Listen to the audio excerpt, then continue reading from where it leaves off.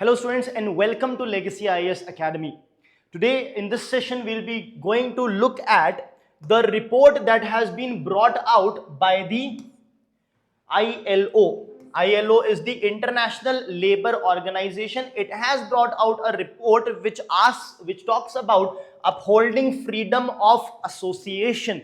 So let us understand what this news is all about and then we dive into it. So the news is all about the Social Dialogue Report.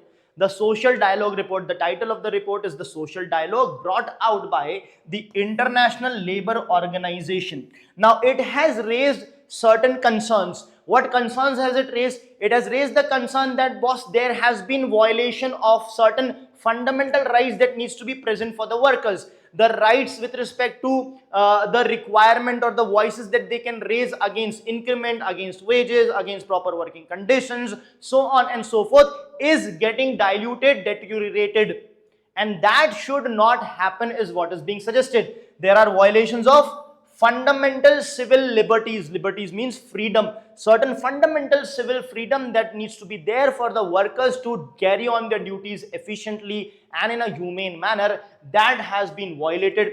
The bargaining rights, when I say about increment, it can be wages. What do? You bargain. So the bargaining power of these workers have also gone down. Bargaining rights of the employees have gone down, the workers and their representative organizations. So workers unions will be there. So it's not just that individual person's bargaining right has gone down. An individual anyhow can have a very less amount of bargaining power. So that is why these workers have to unite and form an organization, and that organization will bargain on behalf of all the workers that are part of the organization. Now even their rights have been diluted or reduced is what this report is suggesting. So these are the these are the findings. Basically we'll look at it in detail. Now because of this finding, it is urging the governments for what? To ensure that the labor associations and the social partners and all the organizations that are there, they are given a proper right to bargain, a proper benefit, and this dilution that is there needs to be resurrected back.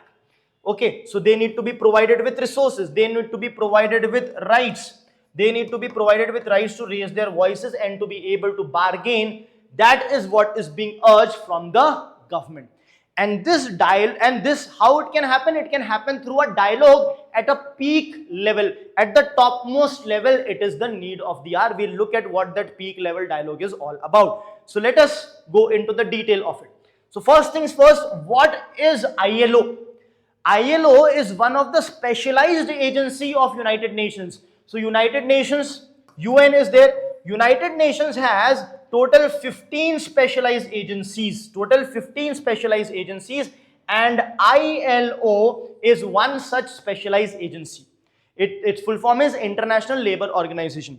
It takes care, or it keeps an oversight with respect to the conditions of the laborers throughout the world, dedicated for improving the labor conditions and their living standards throughout the world. Now let's see more about this ILO. This ILO was constituted in 1919 as a part of the Treaty of Versailles. Now Treaty of Versailles, remember, it was a treaty which ended World War I. So it was a treaty that ended World War I and also gave rise to the formation of International Labour Organization. Why?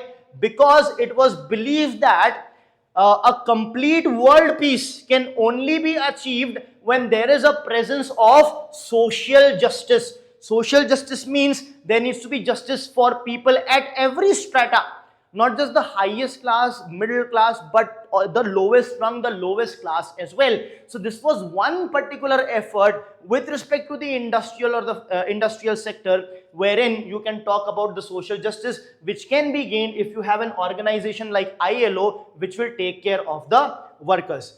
And then it was in 1946, but see, that is what was decided when World War I ended, but still World War II still did happen. Okay, so meaning that a lot of things that were done to ensure World War One like situation do not happen had actually failed, and World War II actually did happen. Okay. Further, in 1946, it became a specialized agency. So initially when it was established, it was not a specialized agency. It was later in 1946 that it became a specialized agency, and of course it is headquartered in Geneva, which is in Switzerland. Now, what are the findings of the report? As we saw previously that the rights have been reduced, curtailed, with respect to bargaining, this, that has been curtailed. To what extent has it been curtailed? They have come up with a number. That number is 7% between 2005 and 2022. So in these 7 years, these rights have been curtailed, deteriorated by 7%. Okay. Now this is a huge amount. Why this is a huge amount? Because the entire world, the nations in the world are moving towards more and more liberalization. So there, it is not that it needed to be static. No, it rather required to be improved. But what have you done? You have reduced it. So the gap is too much now. You should have increased it further, but you have reduced it. So the gap is more than 7% than what it should have been. So don't go with that figure just 7%. This 7% is in the negative direction. Rather, it should have been 10-15% in the positive direction. So the gap that has been created now is huge. Okay. Now, what is the reason for this? The reason is the violation that is happening with respect to the fundamental civil rights and the bargaining powers of the employees is what we have seen. And not just the employees, their representative organizations. What are these representative organizations? For example, the various trade unions that might be there. Now, what is the proposed solution? The proposed solution, one major solution which it focuses on, emphasizes on completely, is the dialogue. It says that only a dialogue can resolve this, nothing else. But then the dialogue between whom? The employer and the employees, as well as the employer, employees and the government. Bipartite, two-party dialogue, or tripartite, three-party dialogue. But this dialogue cannot be at a lower level. This dialogue needs to be at a peak level. At a peak level. That is why they are talking about PLSD. That is peak level social dialogue.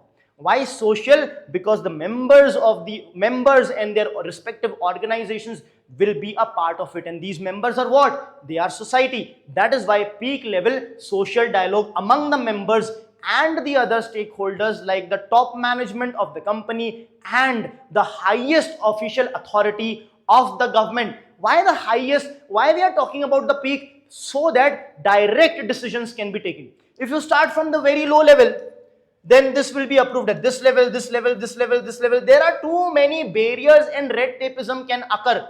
That is why nothing doing. It is high time that you start directly at the peak level.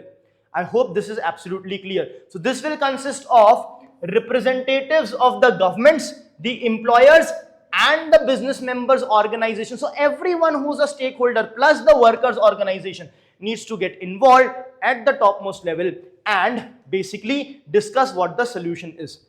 So this PSLD can be a bipartite process, bipartite wherein the social partners, right, will be engaging in a bipartite agreement or a decision or a dialogue, or it can be a tripartite process which will also involve the government representative, which can also involve a government representative. Now, why is there a need for involvement of government representative? See, the reason is very simple. Why bipartite and tripartite is coming? Let us understand. When employers are there, employers and employees. Employees means you can talk about, when you say employees, you can talk about employees or their respective organizations. So when the employees or respective organization are able to bargain properly and get all the benefits, it's fine. Not a problem at all, right? But the issue with this would be only certain employers will allow. It is defragmented. Everyone has to ask for it separately with different organizations.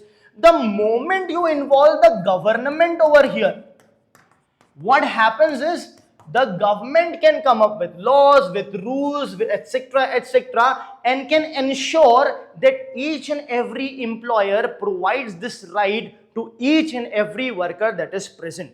So the high or the peak level of government involvement is going to further help to improve the situation of the workers. I hope that is absolutely clear. So this is what the report is all about. Remember, ILO established in 1999, became specialized agency in 1947, headquartered in Geneva, Switzerland. It is one of the specialized agency of United Nations. There are total 15 specialized agency of United Nations. This is all for your prelims. With respect to mains, and also the name of the report, the social report by the ILO, the social dialogue report by the ILO. It is brought out by the ILO. This you have to remember. And for main especially, the findings, what is the reason for that, and what is the solution for that becomes really important for your mains. All right. So study well, guys. Stay tuned with Legacy IAS Academy channel for more such informative bits. Thank you.